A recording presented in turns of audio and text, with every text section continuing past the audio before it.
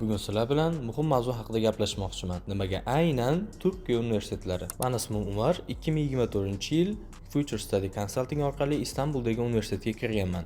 Lekin o'zi aslida meni maqsadim Amerikadagi universitetlarga kirish bo'lgan. Lekin bu jarayon juda ham murakkab va Istanbulga nisbatan ancha qimmatga tushishligi uchun Istanbuldagi universitetni tanlaganman. Sizlar ham bilasizlar, Amerika universitetlariga kirish uchun talab qilinadigan hujjatlar juda ham ko'p. O'zbekistondan chiqmagan bo'lsangiz, talaba vizasini olish ham qiyin va u yerda yashash va o'qishlar ham juda ham qimmat.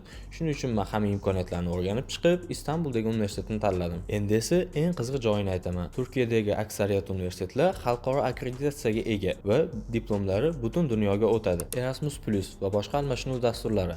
Men 2-kursdan boshlab Yevropa, Angliya, Fransiya kabi davlatlarga o'qishga yoki stajirovkaga borishim mumkin. Yevropa va Amerikaga qaraganda Turkiyadagi universitetlarda o'qishlik ancha arzon. Bu yerda madaniyat, Yevropacha turmush tarzi va talabalar uchun juda katta imkoniyatlar bor. Bu yerda o'qish bilan birga ishlash imkoniyatlari ham bor. O'z xarajatlaringizni o'zingiz qoplasangiz bo'ladi.